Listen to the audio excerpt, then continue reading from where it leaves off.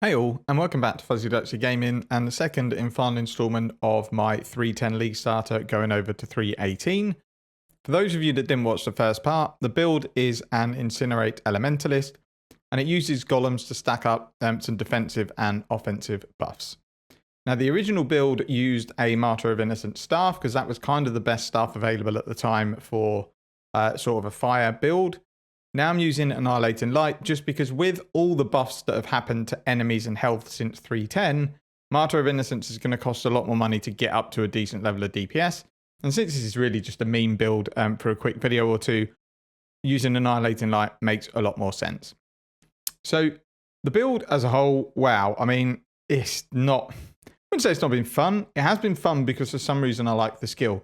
But wow, builds that could hold their own in 3.10, in 3.18, there are some that are just absolutely no good whatsoever. And this is one of them. There are some highlights and there are some lowlights. And as always, there's going to be pros to a build and cons to a build. So we'll come on to all of those in a bit. I just want to talk about kind of what I've done since the last video. I've leveled up to 88. Don't really plan on taking it any further. And then gear is pretty much the same. In fact, I haven't changed the gear. The only thing I've done is put some implicits onto some of the gear, but we'll come on to that in a moment. And then regarding tree, again, we'll come on to it in a bit. We've just added a cluster jewel in, and I've dropped Divine Shield because I didn't feel like it was doing anything. And I could use the 2 points to fill out this cluster jewel. But we will come on to the tree and the gear in a bit. So I just want to talk about the build as a whole and how it feels. Now, for some reason, I have some sort of weird affinity with this skill and I quite like it. But that doesn't mean the build plays well. Single target in most boss and invitations feels good enough and the character feels really, really tanky in most cases because you've got really high fizz mitigation, you've got early Aegis of 2.4k, you've got 1k life regen, you've got life on hit. It just feels really, really good when your golems are alive, but they're not always, and we'll come on to that in a bit. Mapping is obviously the massive downside to this build because to use the skill, you have to stop, channel, and then the more stages you get, the more damage you get, and then you can release an explosion at the end of it.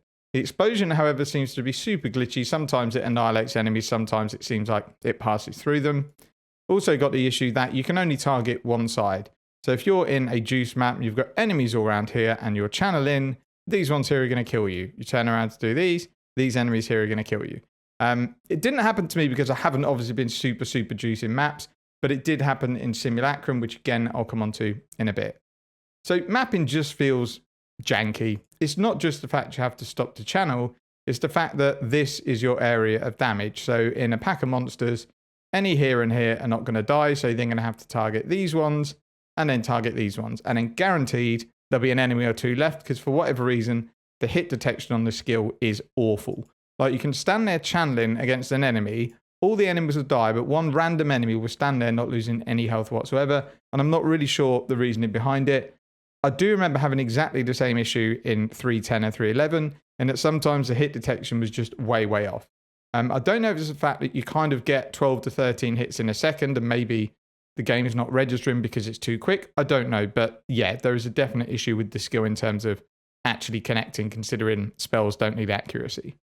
And we'll come on to specific encounters and the defenses in those in a little bit. Firstly, I'll go over the pros and cons of the build. So the pros are, as I've already mentioned, it is tanky in most content. Stuff like Sirus, Maven, most invitations feel really comfortable.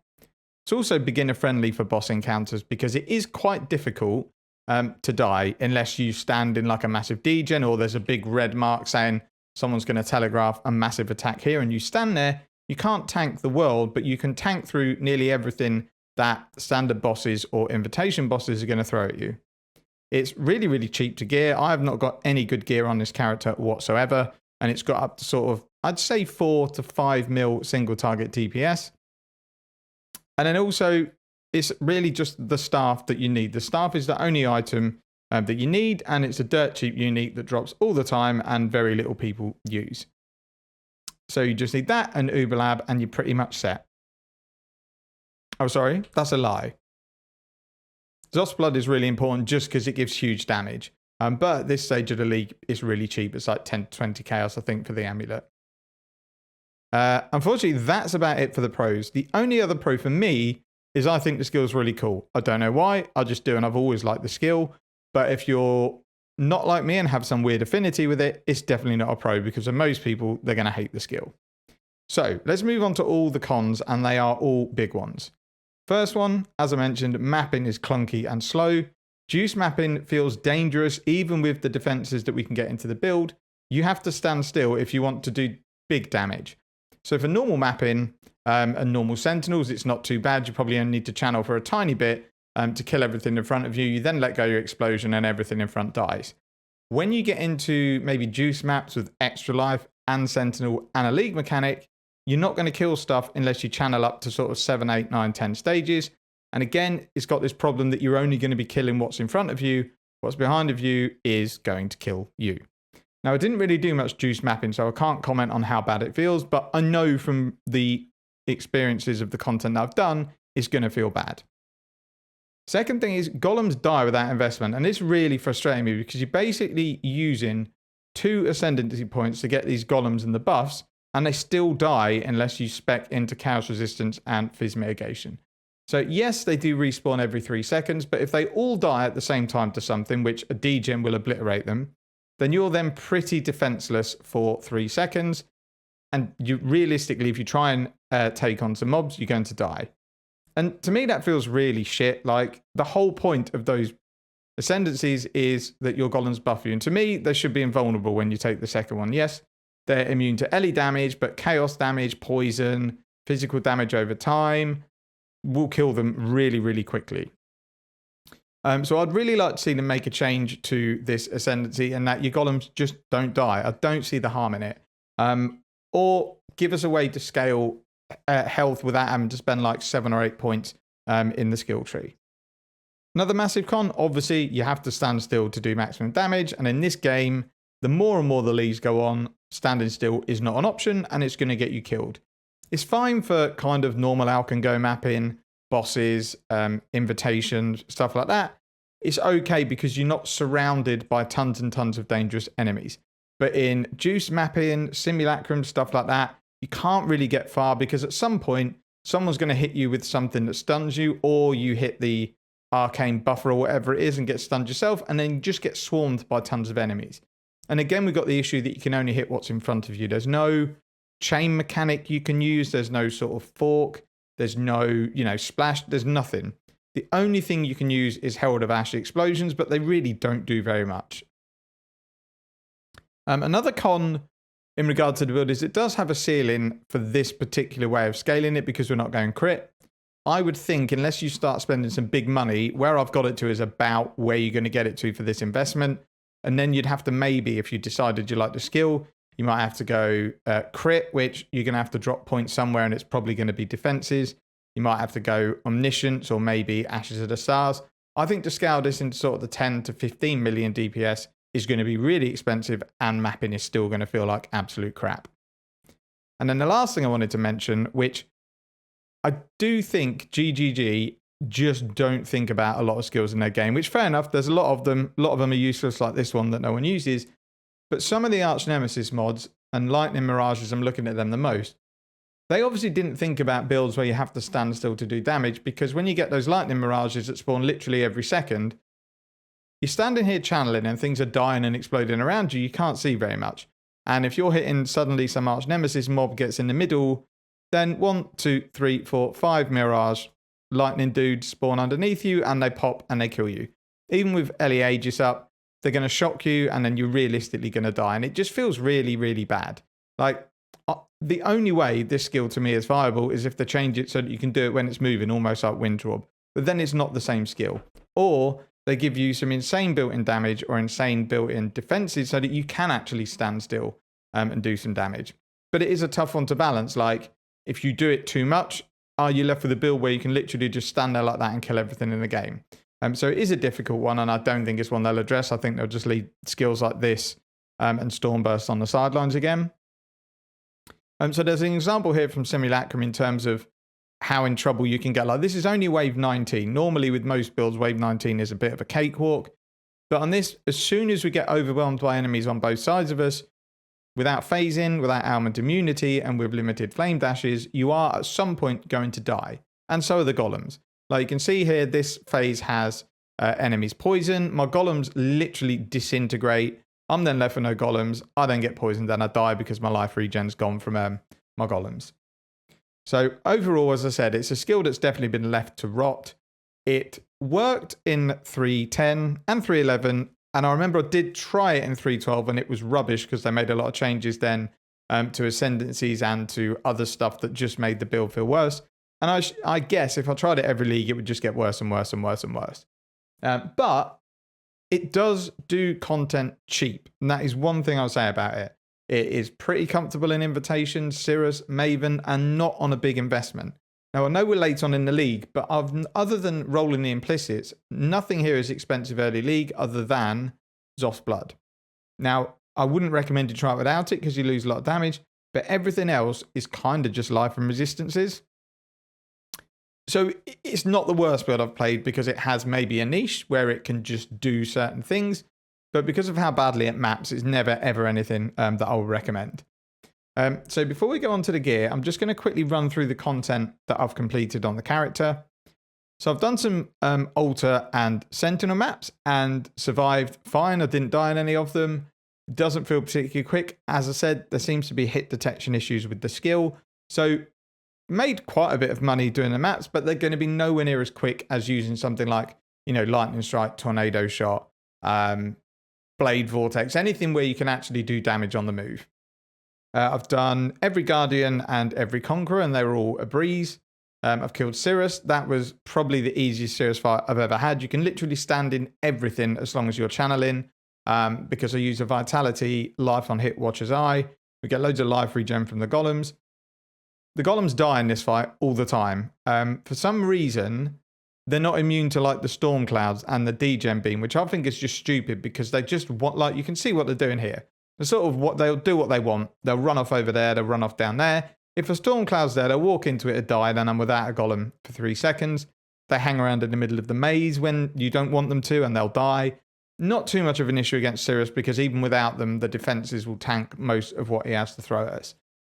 So I did have one death, which I'll show, which was, I'd say it was my fault, but there was no path to him at all up top. So I assumed I'd wait for these clouds to clear and dart through in the middle. I did, and I ran straight into another storm.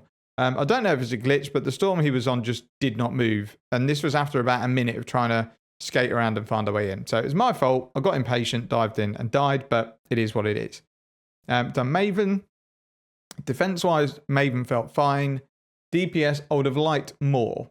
If Maven stood still for long periods, I think the DPS would be fine. But because she moves fairly frequently and you need to channel up to 10 stages to get your max DPS, it's hard to get consistent damage on her. So I ended up having to do 5 memory games in total through the fight, which was fine because it got me a achievement I didn't even know existed, so that's cool. And I did die twice. I died once because I was placing the degen balls and didn't realise that the blob was aiming his laser beam directly at me, and I got caught by both and died. And then the second death, I didn't realise I'd ran through Maven's degen beam and tried to face tank her ice attacks and failed. I think the third one killed me. But overall, the fight, take away the slight lack of DPS, felt absolutely fine, and I have no worries kind of doing it again and again on the build. I did the Concrete Invitation. This one didn't feel as nice because it's a hard invitation anyway, but on a character where you have to stand still, you get punished really hard. So the first 2 that spawned were Baron and Hunter. So straight away, Baron puts his ground degens down. I've not got much room to work with. I go to attack him, but then as I'm concentrating on him because I have to stand still, the snake spawned and then I died to poison. I died a couple more times to Drox's slams because you can tank some of them, but the massive telegraph one, if it crits, is going to kill you, and it did twice. But I got it done. I think I had 3 deaths. I completed it, and it is, to me, one of the hardest invitations, so I was happy with that. Didn't try anything else. There's no way I'm trying to feared. Like, if standing still in that fight gets you killed, standing still with not much DPS in feared gets you killed even quicker. So the last thing I tried is Simulacrum. Now, I already knew this would be bad. It was just really trying to see how bad it was, and it was pretty much worse than I thought. I did think I would get past wave 20, and I may have, but I gave up. So I had 1 death on wave 19, and then I got to 20, looked at the mods and just gave up. And the reason being, it comes back again to having to stand still. So when you've got 30 or 40 mobs spawning with Arch Nemesis mobs, standing still is just going to get you killed unless you're like a Giga tank. And the other one was the golems are already dying by like wave 16, 17. Anything with damage over time, poison, stuff like that, they just fold, and it kind of gimps the build. Like the whole point of the build is building around golems, and then in the hard content, they just die. The bosses actually were fine. I killed Kosis and I killed Omni in wave 17 and 18. They're obviously not very high waves, but they felt absolutely fine. It's the rest of it felt absolutely awful. So with one death at wave 20, I just called it a day and gave up. And that's it for kind of the content that I've completed. Don't want to make this video super long, so I'm not going to go through the gem links. All I'm going to do is go through the gear that you would need to make the build tick. I'm not going to go through every item because most of it's just life and resistances. But you essentially need Annihilating Light, you need Zoph's Blood, you need Incinerate +2 to maximum stages on your helm, and I would recommend for implicits, the glove ones are super important. And they can be expensive to roll, but you can buy the base for about 1.5x. And you want fire exposure and you want unnerve on hit, because these two things combined give a massive boost to DPS. And on the helmet, I'd recommend fire pen and increased cast speed. Other than that, as I say, the gear's in the POE if you wanted to check it out, but it is just life and resistance gear with one channeling mana cost on it, because without it, you can actually run out of mana. It's unlikely, but it's much more comfy with the -3. Flask, you can really run whatever you want as long as you run a roomies for armor and block. Everything else is really up to you. For Pantheons, I'm running Soul of the Brine King just for Cannot Be Frozen and Reduced Chill, because I don't have the money to get, or I don't want to spend the money to get Almond Immune, so this makes it nice and easy. And then I'm just running Burning Ground. I should switch it depending on the content, but I've just left this on because when I'm farming maps, it's always Sirus and Exile. So last thing we'll do is just look over the tree. Again, I'm not going to go through the whole tree because there's probably more optimal ways you can do it. I just want to pull out some important masteries on the build. So firstly is all of the reservation stuff you need. So I've got Vitality Reservation here. You will need to take this wheel here, the whole thing. The reason I haven't is because I didn't want to grind another 2 points. So I did the cheap thing and stuck an Enlightened 4 into my auras. You don't need to. If you take these 2 nodes as well, you can run all your auras. So you need that. And then you would need a 3 passive. I've gone for Determination, Reservation, Efficiency. You could go Zealotry. You can go anything as long as it's a 3 passive one, then you'll be able to fit all the auras in. We path to Spiritual Aid. The main reason being is that Fire Cluster Jewels are pretty rubbish if you're not going Ignite. So I've gone for a minion jewel that gives me Primordial Bond, which is 10% damage per summon golem, and we've got 4. Increased golem buffs and increased life. Doesn't matter, they still get absolutely obliterated. And then just some extra minion damage, because that scales with Spiritual Aid. And then off here, we've just got a medium cluster with Stoic Focus to get a bit of block and damage, and then Rapid Infusion to improve infusion effect from the support gem. Now I'm running this Watcher's Eye, which is not needed. It's just one I had on the other build and I couldn't be bothered to buy another jewel. Really the only thing you need on it is the Vitality mob, which is like 1 to 1.5x. If I was to buy one now, I think I would actually try and get a Prismatic jewel that gives you a lot of DPS, because survivability is a problem, but the main problem is that for some content, you're not killing stuff quite quick enough. We take Fire Exposure here for extra -5%. This I've just taken because it's damage, but it's probably not a good node to take, which is 3% damage per 5% chance to block spell block. And then the last node we'll take in is increased defenses while wielding a staff. Let's say it's really, really straightforward. For Ascendancies, we go in all the way to Elementor, Bastion of Elements, and Mastermind of Discord. And then the only other jewel to pull out is Mantra of Flames, which I'm using because we have quite a few buffs on us. Mantra of Flames gives a really, really good DPS increase. I think it's something like 8 to 9% more DPS. So that's really, really good for one jewel. And the other two, because we get minus resistances from the staff, the other two are just fitting in Corrupted Blood, Life, Cast Speed, and any resistances that I might need to balance out the build. And that's kind of it, really. I didn't want to make a full build guide, but I wanted to give people an overall overview of the skill and the build and the differences between now and in 3.10. So that's it for this video. I may go over some of my previous league starters and go back even further and maybe try and recreate a build just to see how it fares, because I do find it quite fun trying to get a build maybe that, you know, was I mean, this wasn't, but I have played meta starter builds before. Like going back, looking at a meta build, then seeing how it fares today and seeing the best way to kind of make it work. But that's it for this video. I will be definitely putting this character on the shelf to not play again. Thank you very much for watching. Take care and see you in the next one.